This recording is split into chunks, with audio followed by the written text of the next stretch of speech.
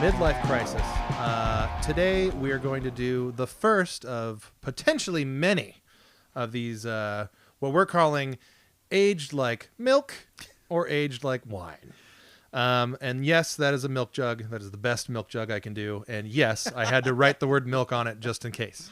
But I'll stand by that wine glass, buddy. That wine glass makes me want to get drunk. But the wine is purple. Isn't wine typically red or white? A Merlot is a deep purple. Okay. Oh, so deep, it's a dark Merlot. purple. Don't blame me. Yeah. Blame the Mario paint palette.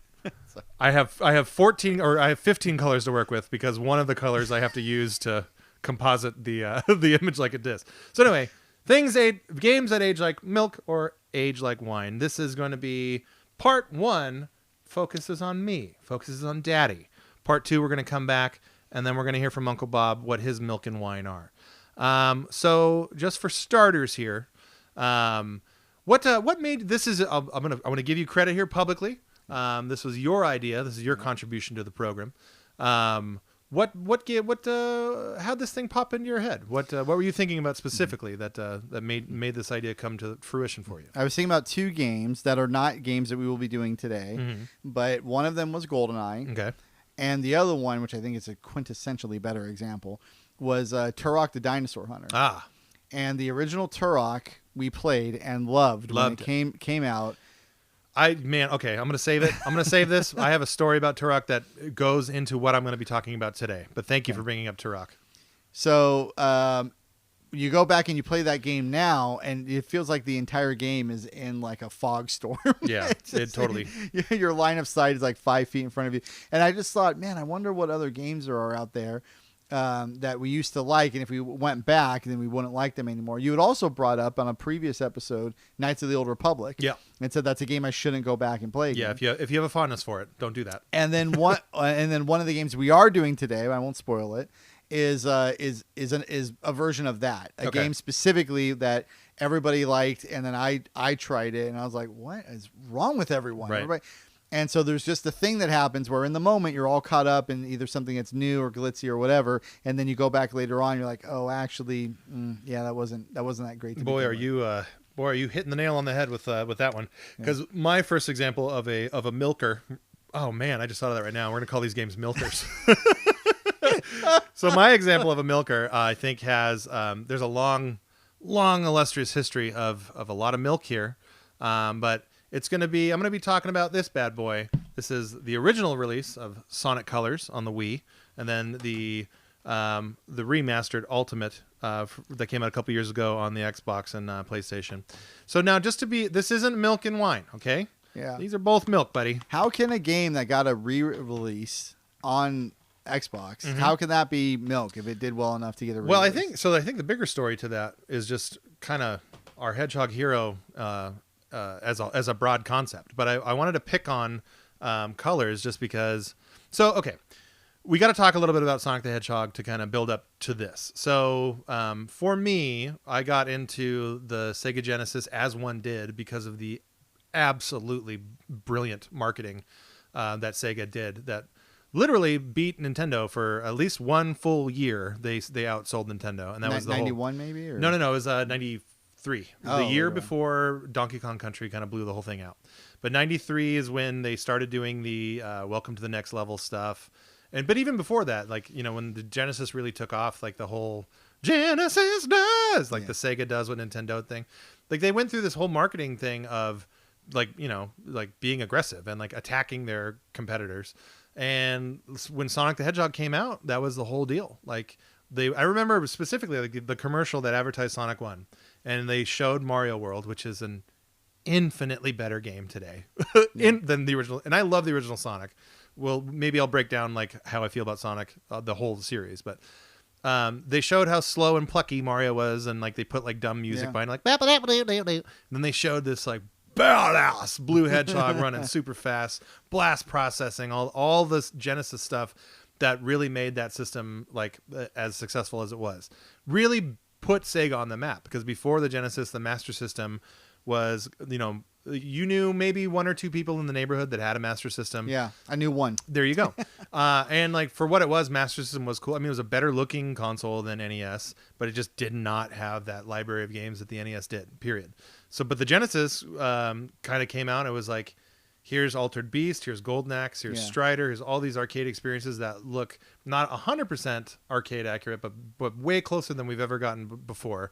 And then like, I think the peak of all that stuff was Sonic the Hedgehog coming out. And so real quick birdwalk as it relates to Sonic. Do you know what's going on with Yuji Naka now? No. Do you know who Yuji Naka is? No. So Yuji Naka is one of Sega, the Sega of old, the first party, like Super Sega. He was one of their wonderkind. He was the guy who, came up with Sonic. That was his game.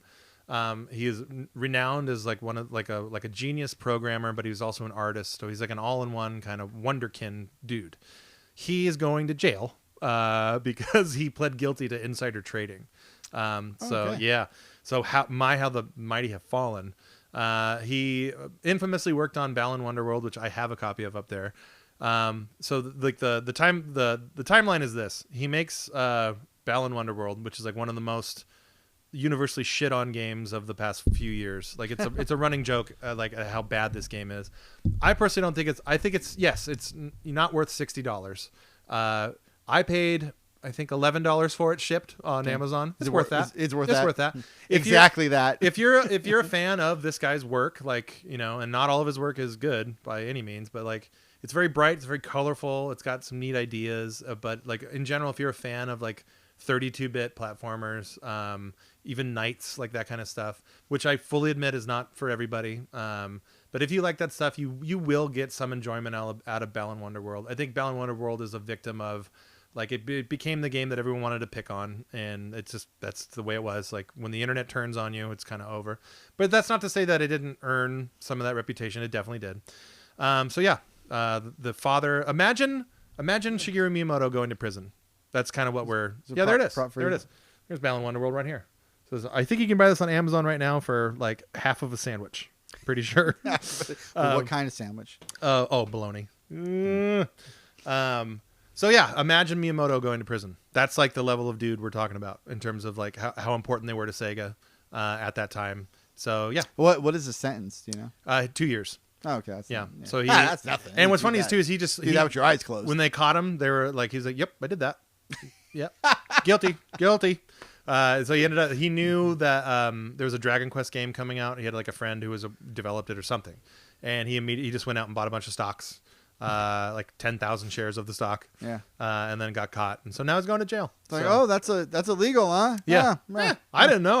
I was busy making Sonic games poorly. So anyway, for the record, so Sonic 1 is a great game, and the music of Sonic 1, for the record, is probably some of the best video game music ever committed to memory. Sonic 2, I think, is the absolute height of the series. Sonic 2 is a great game. It's better than Sonic 1 in every single way. For me, as a kid, I used to love Sonic 3 and Sonic Knuckles, but the more I've gone back to play it, that's kind of where the shittiness of Sonic kind of rears its head. There's a lot of like, you're running, it's Sonic, right? What makes Sonic feel good is like you're running really, really fast and it just keeps going. In Sonic and Knuckles and Sonic 3, you'll do that and then you'll run into a wall and you just all momentum stops. And then also in Sonic and Knuckles is these like really cheap deaths, and they're all over that game. We're running really, really fast and then all of a sudden there's spikes. And now I'm dead. So now I have to remember, okay, there's spikes there. That's fair. Like, I understand you're trying to give me a challenge and it's 1993 or 94, whenever those games came out. And this is the best that you can do.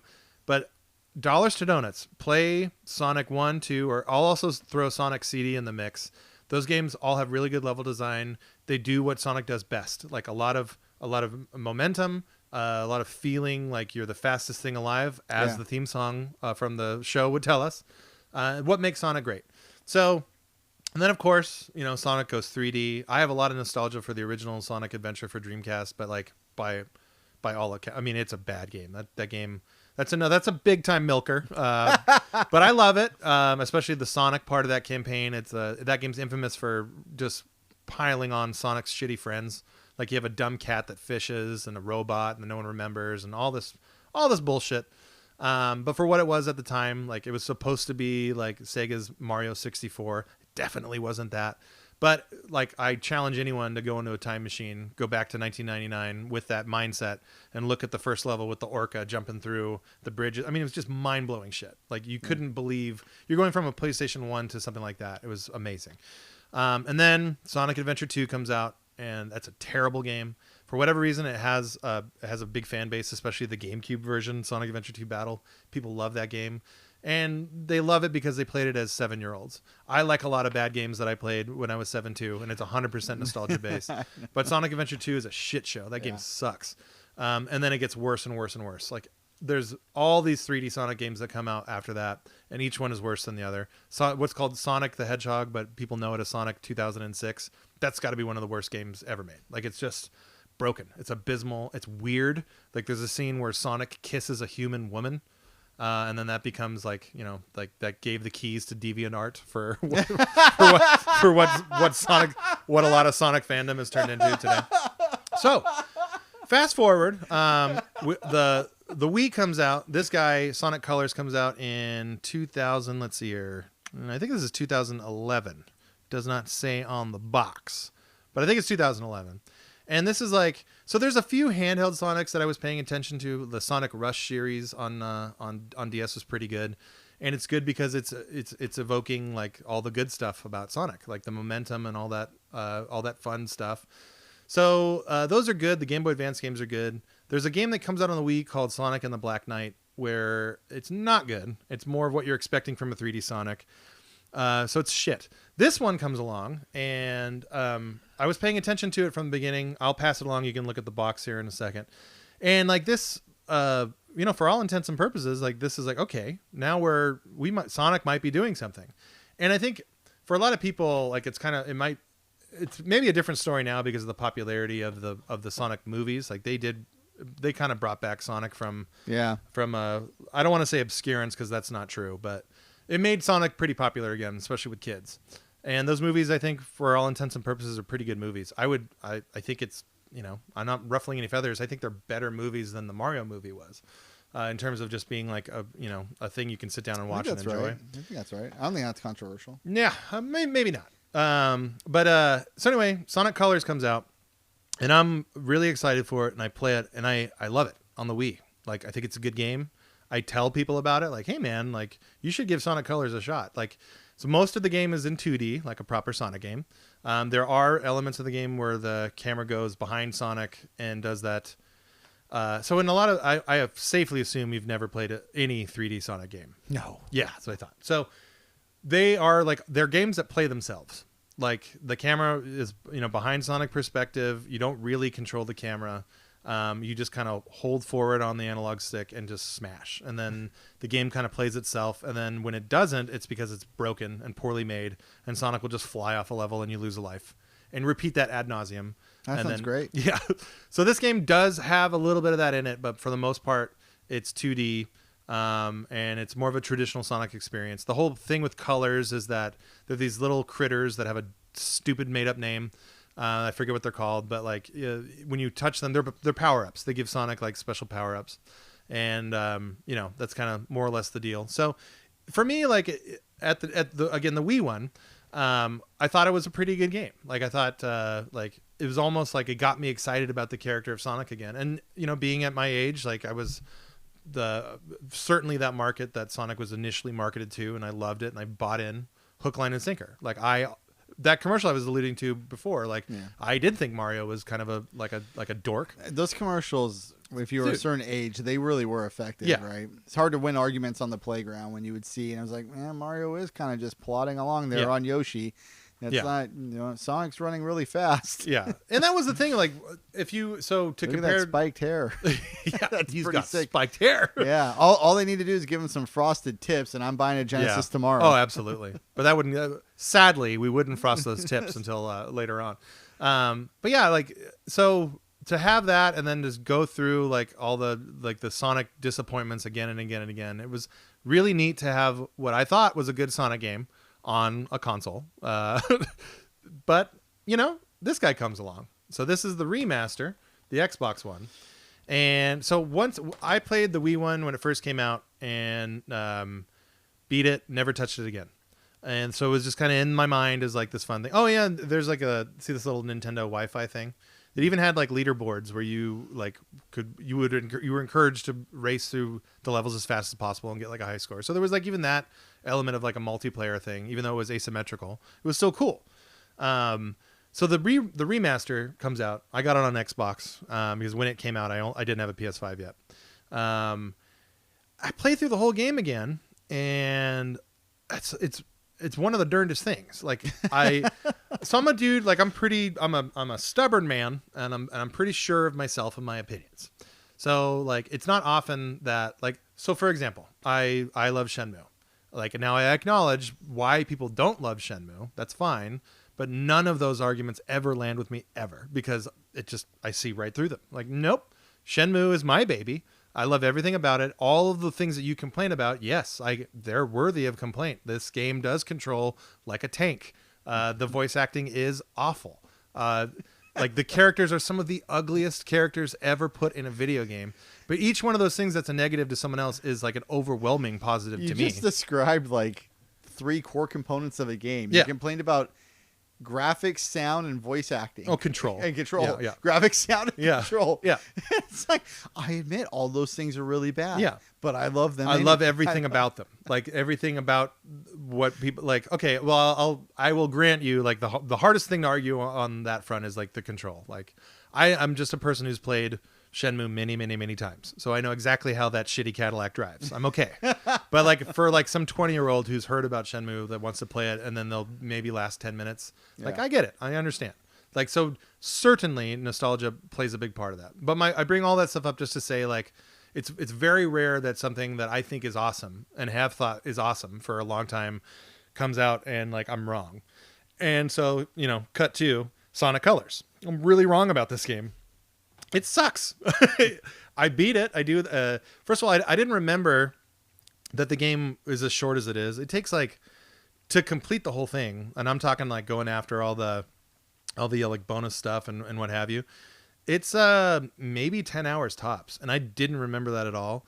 And like on the one hand, like I appreciate shorter games now just because I'm older and I have more shit to do. Yeah. But like when the memory of this game is like maybe it's like a 20 or 30 hour experience and that whole experience is good, and then to get back to it and it's not that, like that's one thing. The other thing too is like as I was talking about those other 3D Sonic games where like he just kind of flies off the map and dies, that totally happens in this one. And I haven't gone back to play the Wii one yet because this experience was so bad that I didn't want to go back to play the Wii one. So like that would be something that I should do to really get the research down on this.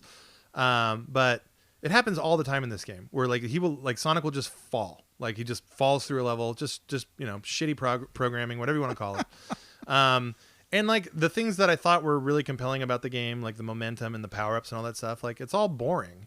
And then I don't know what it is about these Sonic games and having a treat world, like where like the world is like donuts and cupcakes and ice cream and stuff like that. Like I do obviously understand it. Like these games are for children. I shouldn't be talking about this. I'm a grown man.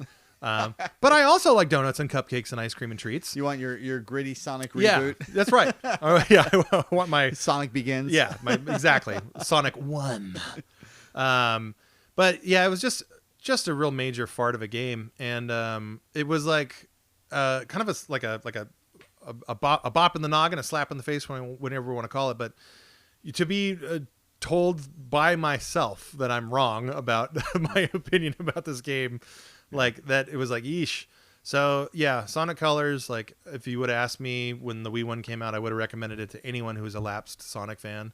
Now it's a lot harder. Now, out of fairness, like this game isn't nearly as bad as Sonic 2006 or Sonic Unleashed or the whole treasure trove of 3D Sonic games that are Sonic Heroes. That game is awful.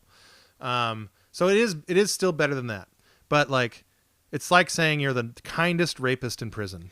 Like it still doesn't mean much, right? Like it's faint praise in a nutshell.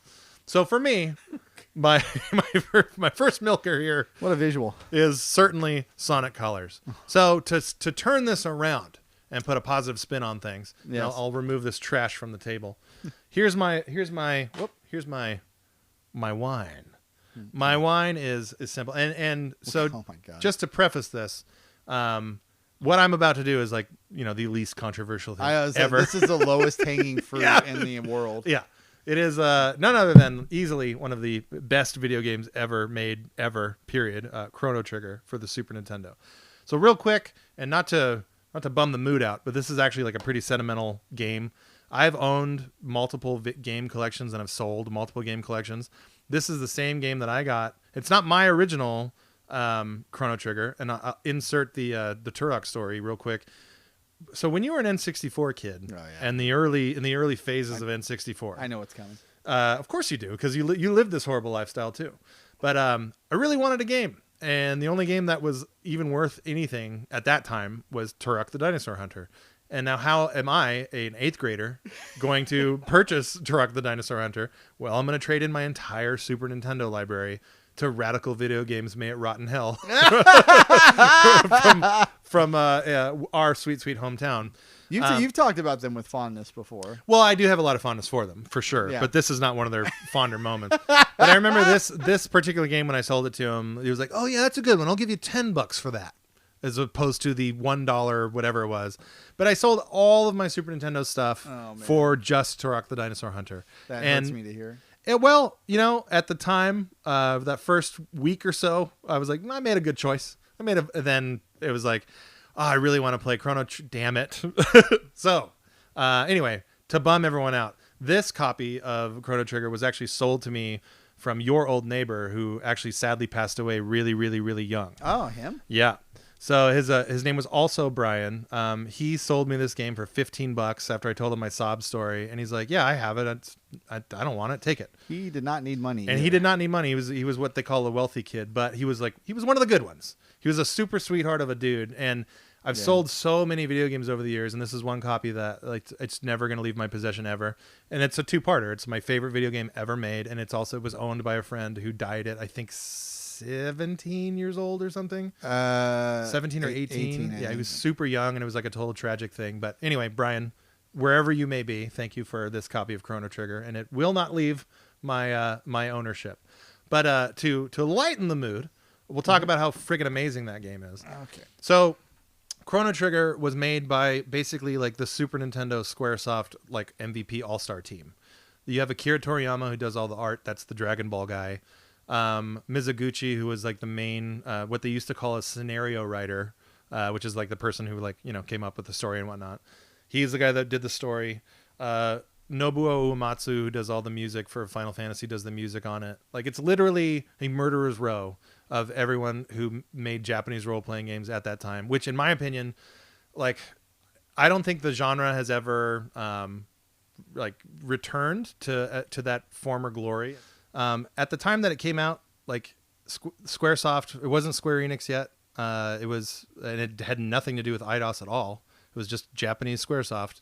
Like they, in my heart, because I'd come off of the tales of Final Fantasy 2 and 3, they could do no wrong. And then that bad boy comes out. And this was after Final Fantasy. That's 3. After Final Fantasy. Yeah, that comes out in 95. Final Fantasy 3 is 94. And how old were you when you wrote your name on it? So I bought that from other Brian, I think in 1990. We were all playing N64, so I had been late 90s. Which Brian's name is it? Yeah, fair enough.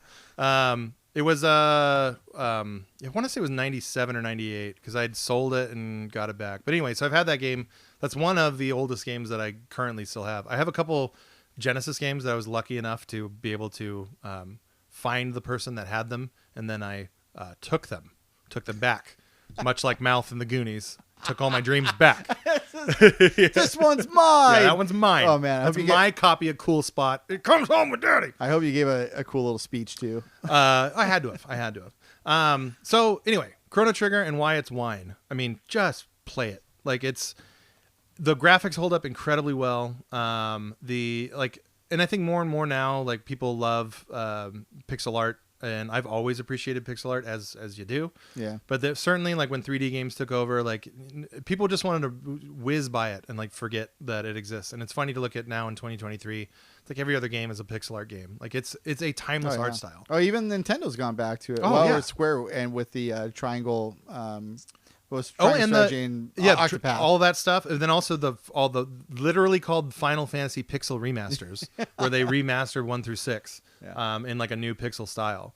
But yeah, man, that game, Chrono Trigger, is as good today as it was back then. It's, I think, still like a total gateway into, if you have never tried an RPG ever, which, you know, if you've been playing video games for a really long time, it's doubtful that you've not touched this genre in some shape or form, even if it was just kind of like the RPG light elements that are in like every game ever now. But I challenge anybody to pick up Chrono Trigger and really give it a go. And I'll lay the gauntlet down here to you, Uncle Bob, because I happen to have good authority that when this game came out, you did not play it. What year did it come out? Came out in 1995. Do you remember when in 95? Spring of 1995. Good memory by you. Spring of 95. What I was playing Final Fantasy 3. That was actually, I beat Final Fantasy 3. I remember it was my friend's 15th birthday weekend, and we spent the weekend in his room playing Final Fantasy 3 and beating it. So I was in 16-bit land at the time. I have no excuse or reason or explanation as to why I missed out on Actually, I'll give the same explanation I always give. I didn't have any money, and my mom wouldn't buy me video games unless it was my birthday or Christmas. And if this came out in spring of 95, I don't remember. I think I might have got my first CD-ROM or CD Walkman for my birthday. And that's gonna look. That's gonna eat up the birthday fun. I get it. I think I got a Discman. How else are you gonna listen to All for One? How else are you gonna listen to All for One, Robbie? You got to have the tools for the trade. Well, look, Tevin Campbell doesn't play himself.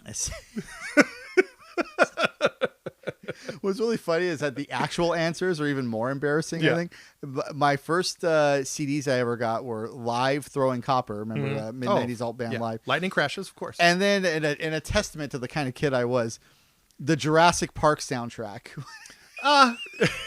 You've always been with your ambition, and that is some ambitious sounding music. For sure. John Williams has won like 100 Academy Awards. That's a true statement.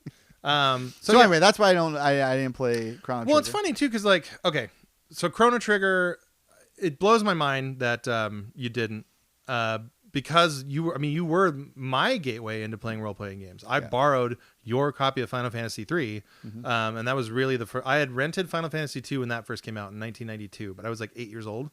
So I really didn't get it. Yeah. Like I knew that I could like read a cool story, but then like the second it came to like, well, now I have to figure out where to go, you lost me. Yeah. Like what? But you know, a few scant years later, like my brain developed just enough to where barely enough. Yeah, barely enough to where I could do rudimentary puzzle solving and figure out like what to do in Zoso. And plus, also, it didn't hurt that I was a monthly Game Pro subscriber, and they had strategy sections for the entirety of Final Fantasy 3 in it. But yeah, like, so I look at this bad boy, and not to pick on you here, but that's Elden Ring right there. That's Zelda Tears of the Kingdom. Like, you have this horrible sickness where like the biggest, best games come out and like, you can't play them for whatever the reasons are. Right. What are the 10 best games of all time? I've played 2 of them. Yeah. And like we've talked about it a lot on the show, like, you know, you lost a lot of years to World of Warcraft, and you're not unique. That was, I think, so many people have that story. And that speaks to even though World of Warcraft is not for me, that the MMO genre was never for me, with the exception of Phantasy Star Online. But like, I think a lot of people, that happened to a lot of people other than just you. Like, you just, you know, years and years gone into this. And it's affected me now. Like, I haven't bought Diablo 4. I flirted with it. We talked about it on a previous episode. I haven't bought it. A lot of people I know are playing it, and I'm staying away because of the sins that I committed by just losing those years to World of Warcraft. Had a lot of fun, made a lot of friends, had a lot of great memories, wouldn't trade them for anything. But there's like literally 100 games out there that I could have played during that 6-year period time that I wasn't able to play. And they're games that, like, had you played them in the context of when they were released, you know, you would be like, yes, that is a very good game. Chrono Trigger, in fact, is a very good game. Who knew? Who knew? So yeah, this Super Nintendo version now is super expensive. Even the loose cartridge is like $100. Really? Oh God, yeah. Oh yeah. See, so for the viewers out there, one of our big differences. So my guy here is a PC dude. He knows way more about PC gaming than I do. I am a video game collector multiple times over. So I've always paid attention to how much the shit costs. There was a wonderful time back in the day where you could go to any yard sale and find this stuff for nothing. Yeah. Those days are so long gone. It's not even funny. Like a cheap Super Nintendo game now is like $20-$30, where like you used to be able to buy them for like $1. Yeah. Chrono Trigger loose is easily $100 complete, and if it's in good condition, you're looking at like $1,000 easily. Sealed, forget about it. Forget. It's not even worth anyone's time. It's multiple thousands of dollars. Where's your original box, Brian? Where is it? I do radical video games. Son of a fuck. But yeah, so this game was also released on Nintendo DS with a couple added little things, and even that version of this game is also expensive. You can download it on Steam legit, and it's an okay port. It's like it came out on PlayStation, and it added like these Akira Toriyama animated cutscenes, which are pretty badass, I will say. But a lot of people shit on the PC port, like there's like timing issues and the music doesn't sound quite right. So if you can at all, I would say play it on Super Nintendo, even if it means a ROM. But that to me is still the definitive version of this game.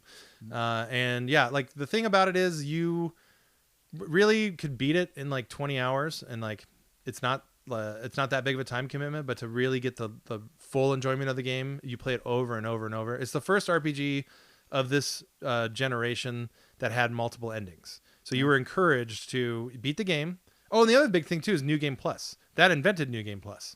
So when you beat Chrono Trigger and you have all your super high level stuff, you have all your spells learned, you have all the best armor in the game, all that stuff, start that bad boy over again with all of that shit intact. And so you're beating the first boss and like you're just flicking him and they die. And to do that as a kid, it was, oh my God, it felt so good. And that's how you see the ending. So the Chrono Trigger, I'll explain to you. I don't need to explain to you out there because you've obviously played this game. But time travel is like the core element of the game. So it's specific points, eras in the game. If you break off and go fight the last boss, because you can fight the last boss at any time in New Game Plus. That's how you unlock these different endings. And I think there's a total of 15 endings in that game, which for a Super Nintendo game is pretty mind-blowing. Yeah. And one ending in particular, which it's the first thing that you can do. It's in the very beginning of the game, and you have to fight the last boss with only 2 characters, Chrono and Marl. And Marl is like one of the weaker characters. But if you can beat the game, and if you've New Game Plus this thing like 30 times like me, it's pretty easy to do. You basically go to this like separate world where it's like the Squaresoft offices, but it's all done with Chrono Trigger graphics. So like you talk to like the designers, and they like give you these little stories. It's almost like a special, like if you play like Portal 2 or one of those with like the developer commentary on. Yeah. It's almost like that, but in like a 16-bit form. Yeah, from 1995. Yeah, from 1995. So that is my all-time favorite video game. So we started this series off with my Tippy Tippy Top, and so of course aged like wine. Of course, that's aged like wine and not milk. Hey, wait, how does this game, especially because it came out just a year later, maybe, compare to Final Fantasy 3? Because I always thought that they would have been very, very similar, different stories, but graphics, combat style, gameplay. So I think everything, and I love Final Fantasy. Still to this day, love Final Fantasy 3. I have all the time in the world for Final Fantasy 3. I prefer Chrono Trigger over it because it is such a more like tight experience. Like, and maybe it's colored by the fact that I know it like from beginning to end. Like I know every step of the way of Chrono Trigger. Like I can play that game in my head basically. And Final Fantasy 3, I'm like almost there, but not quite. Like I actually recently played through Final Fantasy 3, and there was stuff that I was like, oh yeah, I forgot about this part of the game. There's none of that in Chrono Trigger. I know every second of that game. But to answer your question, I think Final Fantasy 3 is it's a little bit more of a free form experience. Like when you get to the World of Ruin, it's really up to you. Like you can go do whatever you want in that game, which is cool and what makes it good.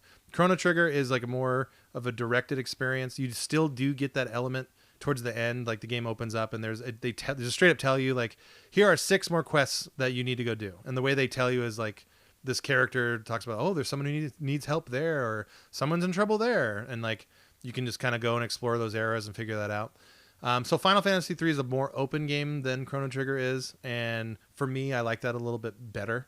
But like if we gun to head, if someone told me like, hey man, like you can only one of these will exist, see you later, Terra. You're done. See you later, Terra. Chrono Trigger exists in perpetuity. Well, between that and your rape analogy earlier, Brian, I'd say we're doing. I'm on all cylinders, baby. Some R-rated material in this episode. Hey, it's Midlife Krisis. We ain't kids. Okay, we ain't kids. Okay, and say Midlife Krisis does what Nintendo don't. Although You should see some of the stuff that's on Nintendo eShop nowadays. It is just straight up pornography. And it really blows me away that Nintendo is like flip-flopped. In that era, like, do you remember how much of a teeth pull it was to have Mortal Kombat 2 have blood? Oh, yeah. Yeah. I do. Well, it was a reaction to Mortal Kombat 1 not having blood and them losing handily millions and millions of dollars to Genesis owners. So fast forward to 2023 and like just search the word hentai on the eShop Oh my God. and it will blow your mind. Like the level of that stuff is that Nintendo allows on their stuff. We got a hat trick in this episode, Brian. We've got prison rape, suicide, and now hentai. Yeah. So look, I'm going to do what I'm going to do. Okay.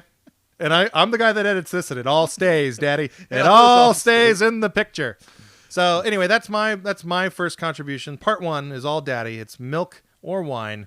Chrono Trigger is definitively wine. We're going to come back on part 2, and Uncle Bob Bear over there is going to take care of his milkers and his whinies. So stay tuned for that, and thank you so much.